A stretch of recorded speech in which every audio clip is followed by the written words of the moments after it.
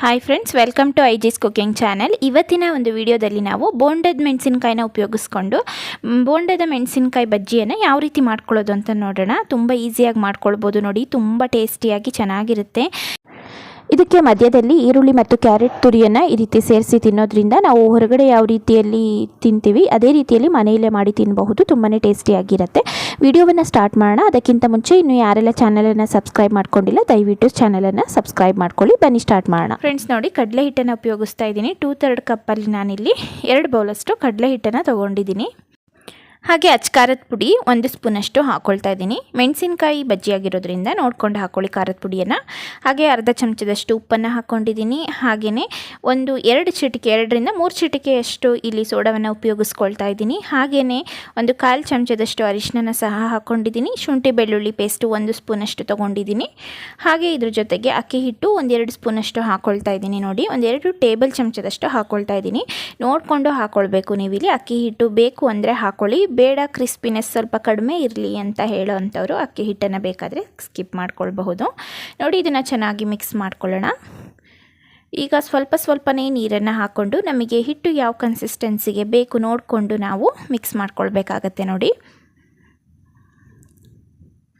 ನೋಡಿ ಈಗ ಚೆನ್ನಾಗಿ ನಾನು ಮಿಕ್ಸ್ ಮಾಡ್ಕೊಳ್ತಾ ಇದ್ದೀನಿ. ಫ್ರೆಂಡ್ಸ್, ಸಂಜೆ ಟೈಮು ಕಾಫಿ ಟೀ ಜೊತೆಗೆ ತುಂಬ ಚೆನ್ನಾಗಿರುತ್ತೆ. ಈ ರೀತಿ ಬೋಂಡವನ್ನು ಮಾಡ್ಕೊಳ್ಳಿ. ಇದು ತುಂಬ ಈಸಿಯಾಗಿ ಮಾಡ್ಕೊಳ್ಬೋದು. ಹೆಚ್ಚು ಇಂಗ್ರೀಡಿಯೆಂಟ್ಸ್ಗಳು ಸಹ ಬೇಡ. ಫಟಾಫಟ್ ಅಂತ ನಮ್ಮಲ್ಲಿ ಬೋಂಡದ ಮೆಣಸಿನಕಾಯಿ ಇದ್ದರೆ ನಾವು ರೆಡಿ ಮಾಡ್ಕೊಳ್ಬಿಡ್ಬೋದು. ಊಟಕ್ಕೂ ಸಹ ನಮಗೆ ತುಂಬಾ ಚೆನ್ನಾಗಾಗುತ್ತೆ. ಸೈಡ್ಸಾಗಿ ಉಪಯೋಗಿಸ್ಕೊಳ್ಬೋದು, ಚೆನ್ನಾಗಿರುತ್ತೆ. ದಯವಿಟ್ಟು ಟ್ರೈ ಮಾಡಿ ಒಂದ್ಸರಿ. ನಿಮಗೆ ಇದೇ ವಿಧಾನದಲ್ಲಿ ಖಂಡಿತವಾಗ್ಲೂ ಪರ್ಫೆಕ್ಟಾಗಿ ನಾವು ಮಾಡ್ಕೊಳ್ಬಹುದು. ನೋಡಿ, ಈ ರೀತಿಯ ಒಂದು ಕನ್ಸಿಸ್ಟೆನ್ಸಿಗೆ ನಾನು ಮಾಡ್ಕೊಳ್ತಾ ಇದ್ದೀನಿ. ಫ್ರೆಂಡ್ಸ್, ಸ್ವಲ್ಪನೇ ನೀರು ಹಾಕ್ಕೊಂಡು ಮಾಡ್ಕೊಳ್ಬೇಕು. ಒಂದೇ ಸತಿ ನೀರು ಹಾಕಿದರೆ ಹಿಟ್ಟು ಸಹ ತುಂಬ ತೆಳುವಾಗಿಬಿಡುತ್ತೆ. ನೋಡಿ, ನಾನು ಈ ಒಂದು ಕನ್ಸಿಸ್ಟೆನ್ಸಿಗೆ ಹಿಟ್ಟನ್ನು ಸರಿ ಮಾಡಿ ತಗೊಂಡಿದ್ದೀನಿ. ಈಗ ಮೆಣಸಿನಕಾಯಿನ ನಾನು ರೆಡಿ ಮಾಡಿ ಇಟ್ಕೊಂಡಿದ್ದೀನಿ. ನೋಡಿ, ಈ ರೀತಿ ಮೆಣಸಿನಕಾಯಿನ ಅರ್ಧ ಕಟ್ ಮಾಡಿ ಇಟ್ಕೊಂಡಿದ್ದೀನಿ. ಇದು ಬೋಂಡದ ಮೆಣಸಿನಕಾಯಿ. ನೋಡಿ, ಈ ರೀತಿ ಮಧ್ಯಕ್ಕೆ ಕಟ್ ಮಾಡಿ ಇಟ್ಕೊಂಡಿದ್ದೀನಿ. ಈಗ ಇದನ್ನು ನಾವು ಹಿಟ್ಟಲ್ಲಿ ಅದ್ದಿ ಎಣ್ಣೆಯಲ್ಲಿ ನೀಟಾಗಿ ಬಿಡಬಹುದು. ನೋಡಿ, ಈಗ ಹಿಟ್ಟು ರೆಡಿಯಾಗಿದೆ. ಈಗ ಈ ಮೆಣಸಿನಕಾಯಿನ ನೋಡಿ ಈ ರೀತಿ ಹಿಟ್ಟಲ್ಲಿ ಅದ್ದಿ ಇಟ್ಕೊಳ್ಳೋಣ.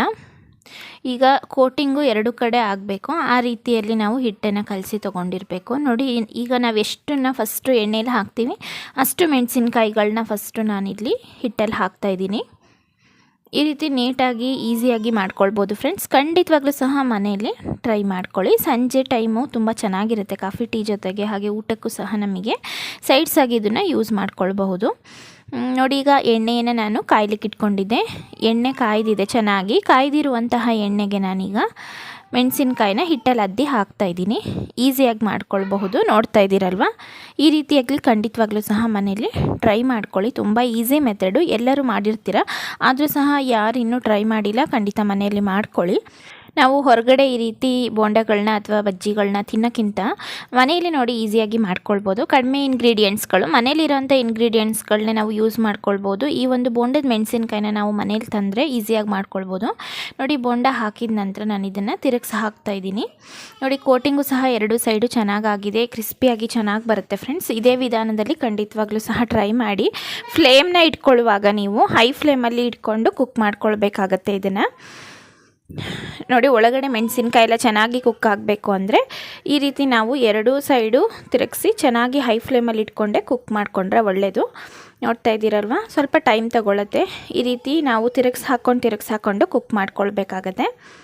ತುಂಬ ಟೇಸ್ಟಿಯಾಗಿ ಬಂದಿತ್ತು ಫ್ರೆಂಡ್ಸ್. ಖಂಡಿತ ಇದೇ ರೀತಿಯಲ್ಲಿ ಒಂದ್ಸರಿ ಮನೆಯಲ್ಲಿ ಟ್ರೈ ಮಾಡಿ, ತುಂಬಾ ಟೇಸ್ಟಿಯಾಗಿ ಬರುತ್ತೆ.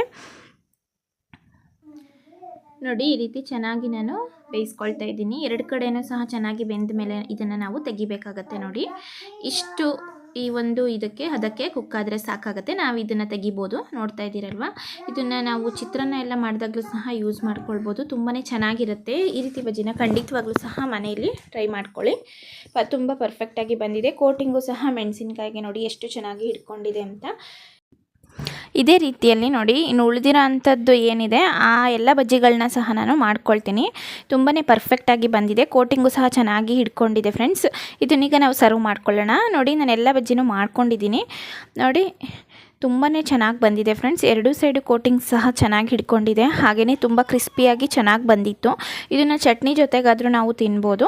ಹಾಗೆ ಈರುಳ್ಳಿ ಕ್ಯಾರೆಟ್ ತುರಿಯನ್ನು ನಾವು ಮಧ್ಯ ಸೇರಿಸ್ಕೊಂಡು ನೋಡಿ ಈ ರೀತಿನಾದರೂ ಬೇಕಾದರೆ ಸರ್ವ್ ಮಾಡಿಕೊಂಡು ತಿನ್ಬೋದು. ತುಂಬ ಟೇಸ್ಟಿಯಾಗಿ ಬಂದಿರುತ್ತೆ. ನಾನಿಲ್ಲಿ ಕ್ಯಾರೆಟ್ ತುರಿ ಹಾಗೆಯೇ ಈರುಳ್ಳಿಯನ್ನು ಮಿಡಲಲ್ಲೇ ಹಾಕ್ಕೊಂಡು ಈ ರೀತಿ ಸರ್ವ್ ಮಾಡ್ಕೊಂಡಿದ್ದೆ. ನೋಡಿ ಈ ರೀತಿ ತಿಂತಾ ಇದ್ದೀನಿ.